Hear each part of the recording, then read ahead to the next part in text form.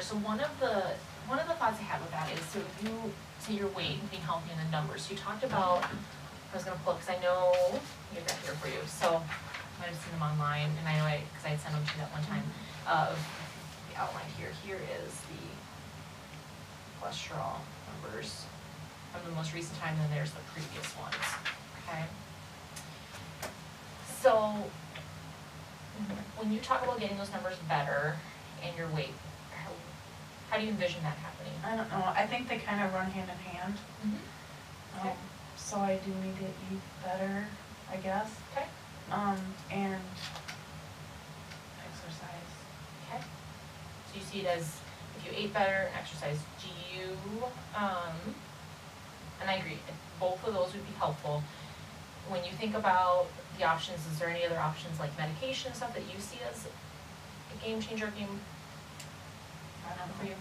I don't know what medication Okay. would even do. I mean, I know my whole family struggles with cholesterol except for my own sister. It's good cholesterol. Yep. Well, because I looked at that because I remember you told me before, I think it was your mom and dad both who had heart attacks at early ages, or your mom had heart disease and your dad had a heart attack, I think, at an early age.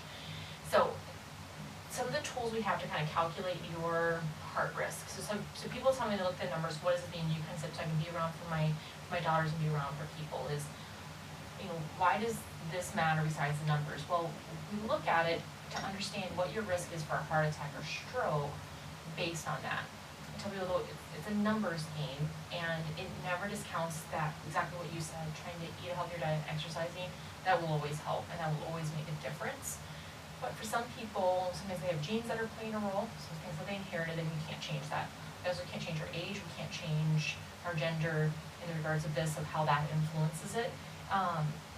But sometimes by taking a medication, we can potentially, and we look at it, and that's what sometimes I'll put for people the numbers to see, if I started a cholesterol medicine, like a statin medication, what impact would that have for me? And so, but I would want you to reflect as we look at this, also what it kind of means in this regard. Would you see it as help, as a burden? Because again, it gets back to something else that I'm asking look at all you these to do medications I take. already. So again, it's a very fair, so what it's doing right here is it's calculating in your information, and it recognizes that you take something for blood pressure, that you don't have, you don't have diabetes, your current blood pressure, you're not a smoker, and then you're not on cholesterol medicine. So then it clicks, if I click here, it'll tell me your current risk. So your current risk, out of 100 people who do not take any medication for any heart problems over the next 10 years, 2 would have a heart attack. Okay, is what these numbers are basically, 98 of them would not. So it's just saying that's what your risk is at a baseline right now, based on your numbers and your age and that information. So then if you go to this intervention side and you clicked a standard dose of the medication, standard dose, it doesn't actually impact. So again, part of why I show this sometimes is because people will come in and have a mindset that, gosh, I need to take a cholesterol medicine, but again, is it going to make a difference for you?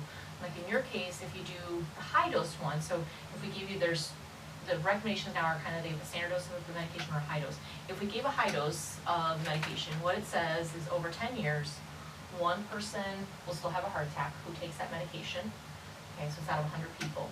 98 of them will have no heart attack and 1 person will be saved.